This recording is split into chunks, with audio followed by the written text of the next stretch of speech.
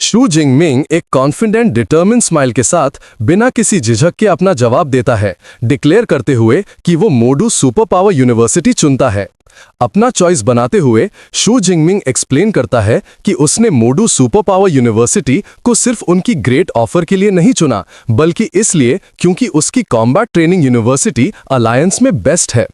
कई फाउंडर्स मोडू से आने के बाद वो फिर सू यून और वू युआन को बो करता है, उनके ऑफर के लिए उन्हें थैंक करता है।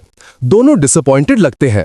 अपने डिसीजन से खुश होकर डायरेक्टर जांग शाओ एक ग्लोइंग एडमिशन लेटर बनाती है और उसे शू जिंगमिंग को देती है, उसका वेलकम करती है। वो उसे बताती है कि जबकि नए स्टूडेंट सितंबर 1 को एनरोल करते हैं, एक स्पेशल रिक्रूट के रूप में वो जल्दी रजिस्टर कर सकता है और रहने के लिए एक जगह दी जाएगी। ईगर होकर शुरू करने के लिए शू जिंगमिंग पूछता है कि क्या वो लाइब्रेरी के सुपर पावर ट्रेनिंग मेथड्स और कॉम्बैट टेक्निक्स को समय से पहले एक्सेस कर सकता है। जांग शाओयू बिना किसी झिझक के अग्री हो जाती है और जोड़ती है कि स्कूल उसे एक प्राइवेट स्टडी रूम प्रोवाइड कर सकता है। वो उसे अपना कॉन्टैक्ट कार्ड देती है और कहती है कि जब वो मैजिक सिटी पहुंचे तो उससे कॉन्टैक्ट करे। अपना एडमिशन लेटर पकड़े हुए शू जिंगमिंग मुस्कुराते हुए डायरेक्टर को देखता है और कहता है कि वो जाने और रजिस्टर करने का इंतजार नहीं कर सकता। कुछ समय बाद शू जिंगमिंग अपने लगेज के साथ एक ट्रेन स्टेशन पर खड़ा है, एक्साइटेड लग रहा है जब एक अनाउंसमेंट G91 ट्रेन के पैसेंजर्स को मैजिक सिटी के लिए बोर्डिंग शुरू करने के लिए कॉल कर रही है। स्टेशन पर उसकी मौसी शू चिंगवान इमोशनल है, आंसू पोंछती है जब उसका पति तांग दाई ने उसे कंफर्ट करता है।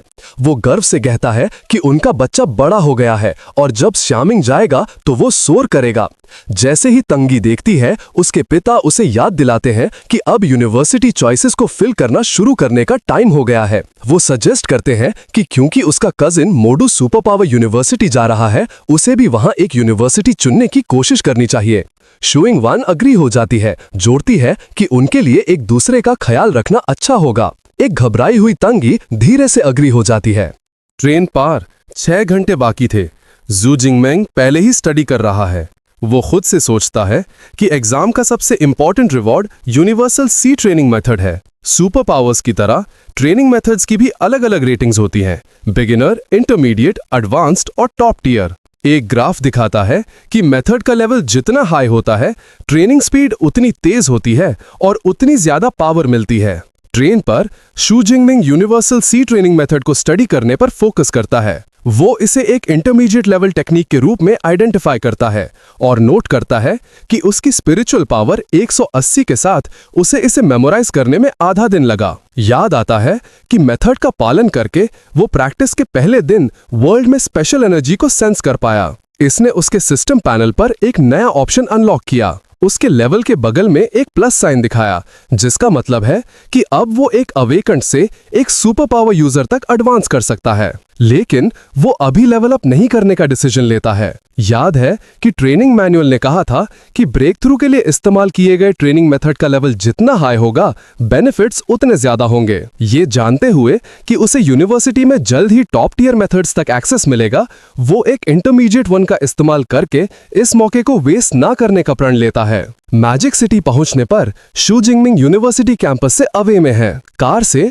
वो देखता है कि स्कूल ग्राउंड्स कई 100 मीटर्स चौड़े हैं। उसका वेलकम डायरेक्टर जांग शाओ करती है, जो एक रेड स्पोर्ट्स कार में आती है और उसका स्वागत करती है। ये उसे अंदर बैठने को कहती है ताकि वो उसे एडमिशन प्रोसेसेस को हैंडल करने के लिए ले जा सके। जब वो चेरी ब्लॉसम ट्रीज से भरे स्टनिंग कैंपस से ड्राइव करते हैं, डायरेक्टर जांग शाओ बोस्ट करती है, एक्सप्लेन करते हुए कि ये 40,000 म्यू तक फैला हुआ है। वो जोड़ती है कि यहाँ तक कि विजिटिंग स्टूडेंट्स भी पूरे कैंपस का टूर एक दिन में नहीं कर सकते। शू जिंगमिंग इम्प्रेस्ड होता है, रिमार्क करते हुए कि इसे देखना इसके बारे में सुनने से बेहतर है। एक क्विक रजिस्ट्रेशन के बाद डायरेक्टर जांग शाओयू इसे उसकी न्यू स्टूडेंट आईडी देती है, एक ऑल इन वन कार्ड जिसका इस्तेमाल वो डॉर्म्स तक एक्सेस करने के लिए कर सकता है। जब वो उसके नए अकोमोडेशन के पास पहुंचते हैं, शू जिंगमिंग अपने पास्ट लाइफ के बारे में सोचता है, जहां उसने डॉर्म्स को 4 पर्सन रूम से लेकर 3 बेडरूम अपार्टमेंट्स तक देखा था। लेकिन उसने जो अगले पल देखा, उसके लिए कुछ भी उसे प्रिपेयर नहीं कर पाया। वो अपने नए डॉर्मिटोरी को शौक में घूर रहा है,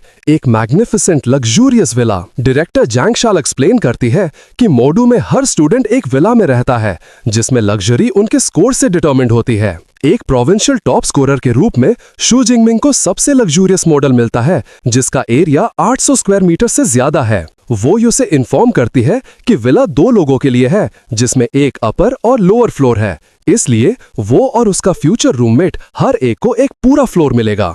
शू जिंगमिंग सोचता है कि एक रूममेट होना बुरा नहीं है और अकेला रहने से बेहतर है। वो एक ऑर्फन के रूप में अपनी लाइफ पर रिफ्लेक्ट करता है और मानता है कि उसे अब भी एक कम्युनल 4% डॉर्म का गर्म एहसास पसंद है। जैसे ही वो डायरेक्टर के पीछे विला के अंदर स्टेप्स पर जाता है, डायरेक्टर जैंग शाओ यूई शू जिंगमिंग के साथ बैठ जाती है और उसे इन्फॉर्म करती है कि वो अब यूनिवर्सिटी के बारे में कुछ इंपॉर्टेंट बातें एक्सप्लेन करेगी। वो 2 मेन पॉइंट्स को हाईलाइट करती है, द क्रेडिट सिस्टम और द मेंटर सिस्टम।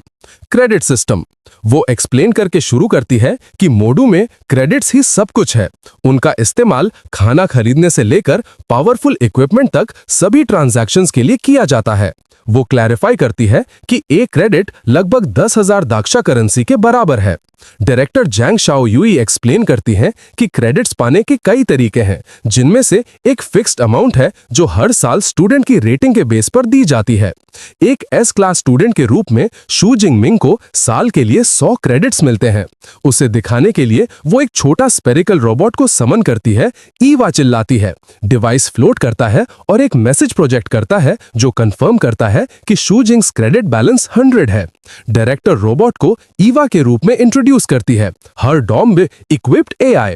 वो एक्सप्लेन करती है कि ईवा का मेन बॉडी स्कूल का सेंट्रल एआई है और डॉम यूनिट्स सब यूनिट्स हैं, लेकिन वो नोट करती है कि एक सब यूनिट भी एक लेवल 4 एआई है जो डेली लाइफ में असिस्ट करने में कैपेबल है। शू जिंगमिंग स्टन्ड है, रियलाइज करते हुए कि ब्लू स्टार पर एआई टेक्नोलॉजी उसके प्रीवियस लाइफ से बहुत ज्यादा एडवांस्ड है। मेंटर सिस्टम पहले पॉइंट को कवर करने के बाद डायरेक्टर जैंग शाओ मेंटर सिस्टम पर जाती है। वो एक्सप्लेन करती है कि हर स्टूडेंट एक मेंटर चुन सकता है जिसे वो एडमायर करता है और गाइडेंस मांग सकता है, भले ही मेंटर को अग्री होना चाहिए। शू जिंगमिंग इंट्रीग्ड है, क्वेश्चन करते हुए कि क्या उसे 101 गाइडेंस मिल सकती है। एक फ्रेशमैन के रूप में वो इसे कंफर्म करती है और जोड़ती है कि यूनिवर्सिटी में सभी mentors high level super powered individuals हैं। ज्यादातर के पास उनकी अपनी ओरिजिनल कॉम्बैट टेक्निक्स और ट्रेनिंग मेथड्स हैं जो वो आउटसाइडर्स को नहीं देते। इन सीक्रेट टेक्निक्स को सिर्फ उनके ऑफिशियल डिसाइपल बनने के बाद ही सीखा जा सकता है।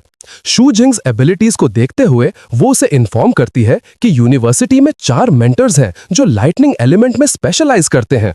उसकी टॉप रिकमेंडेशन यांग गेंटियान है, वेपनरी एकेडमी के डीन। उसके कमांड पर ईवा डीन का एक प्रोफाइल प्रोजेक्ट करती है। ये रिवील करता है कि यांग गेंटियान एक 52 year old tier 7 high rank super powered individual है जिसके पास A rank lightning super power है। वो वेरियस वेपन्स खासकर स्पीयर के मास्टर हैं जिससे उन्हें थंडर स्पीयर का टाइटल मिला है। प्रोफाइल ये भी नोट करता है कि वो एक बार अकेले 8th टीयर डेमोनिक वेल से 3 दिन और रातों तक लड़े थे उसे मारने से पहले। डायरेक्टर दूसरे 3 पोटेंशियल मेंटर्स पर भी इंफॉर्मेशन प्रोवाइड करती है, लेकिन शू जिंगमिंग को बताती है कि फाइनल चॉइस उसका है। ऑप्शंस को रिव्यू करने के बाद शू जिंगमिंग के चेहरे पर एक कॉन्फिडेंट स्माइल फैल जाती है। वो नोट करता है कि डीन यांग गेंटियान सिर्फ एक लाइटनिंग यूजर नहीं है बल्कि एक स्पीयर स्पेशलिस्ट भी हैं, कंक्लूड करते हुए कि वो उनके मेंटर के लिए बेस्ट चॉइस हैं। अपना चॉइस बनाने के बाद शू जिंगमिंग मेंटर्स रेसिडेंशियल एरिया की तरफ जाता है, एक सरीन कंपाउंड जिसमें एक लश फॉरेस्ट में ट्रेडिशनल बिल्डिंग्स हैं। जैसे ही वो दिनयांग गेंटियान्स रेसिडेंस के ग्रैंड गेट पर पहुंचता है, वो सोचता है कि एक मेंटर का घर स्टूडेंट विला से बहुत हाई क्लास है।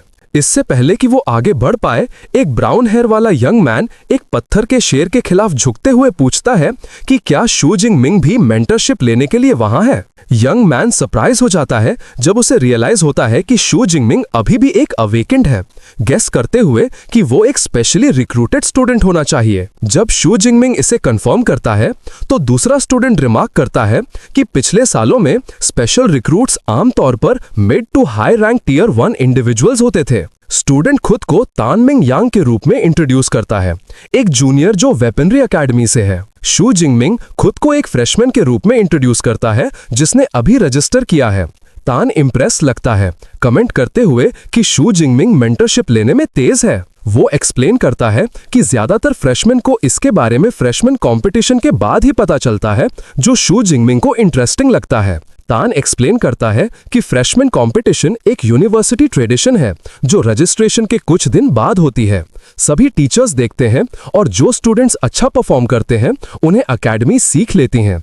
कुछ को तो मेंटर्स डायरेक्टली चुन लेते हैं। वो क्लैरिफाई करता है कि जबकि शू जिंगमिंग जैसे स्पेशल रिक्रूट के लिए जल्दी मेंटरशिप लेने की कोशिश करना इम्पॉसिबल नहीं है, एनरोल करने के तुरंत बाद डीन का डिसाइपल बनने की कोशिश करना लॉटरी जीतने जितना मुश्किल है। शू जिंगमिंग पोलाइटली उसके एक्सप्लेनेशन के लिए थैंक करता है और पूछता है कि क्या तन भी टीचर यांग से मेंटरशिप लेने के लिए वहां है। एक साय के साथ तन इसे कंफर्म करता है, रिवील करते हुए कि उसने पिछले 6 महीनों में कई ट्रिप्स की हैं, लेकिन उसे हमेशा वापस भेज दिया गया। वो गिव अप करने वाला था, लेकिन आखिरी बार कोशिश करने का डिसाइड किया। जैसे ही वो अपनी बात पूरी करता है, बड़े दरवाजे खुलते हैं और एक मिडिल एज्ड मैन, शायद एक बटलर, दिखाई देता है। तन को हल्का सा चौंकाता है। बटलर का एक्सप्रेशन सॉफ्ट हो जाता है जब वो उन्हें ग्रीट करता है और इन्फॉर्म करता है कि टीचर यांग अंदर इंतजार कर रहे हैं, उन्हें उसके पीछे आने के लिए इनवाइट करता है। तान वार्म रिसेप्शन से शॉक्ड है, सोचता है कि क्या डीन का अंदर इंतजार करना इसका मतलब है कि उसे आखिरकार एक चांस मिल सकता है। बटलर उन्हें एक रूम में ले जाता है जहां उन्हें 2 पुरुषों के सामने लाया जाता है। शू जिंगमिंग तुरंत बड़े आदमी से एक इनक्रेडिबली पावरफुल प्रेजेंस महसूस करता है, जिसका एक कमांडिंग पोस्चर, एक पूरी सफेद दाढ़ी और तेज आंखें हैं। वो उन्हें वेपनरी एकेडमी के डीन यांग गेंटियान के रूप में रिकॉग्नाइज करता है। एक यंगर मैन जिसके लंबे बाल हैं उसके बगल में खड़ा है। डीन यांग गेंटियान सीधे शू जिंगमिंग को एड्रेस करते हैं, स्टेट करते हुए कि वो वही होना चाहिए जिसके बारे में डायरेक्टर जांग शियाओ यू ने उन्हें बताया था। तन को पूरी तरह इग्नोर करते हुए वो शू जिंगमिंग को ट्रेनिंग के लिए उनके पीछे आने को कहते हैं। तो इसी के साथ आज का हमारा एपिसोड यहीं खत्म होता है। तो मिलते हैं एक नए एपिसोड के साथ। अगर आपको ये एपिसोड अच्छा लगा हो तो कमेंट करके जरूर बताएं। चैनल को लाइक, शेयर एंड सब्सक्राइब करना ना भूलें। तब तक के लिए टाटा, बाय एंड सायनारा।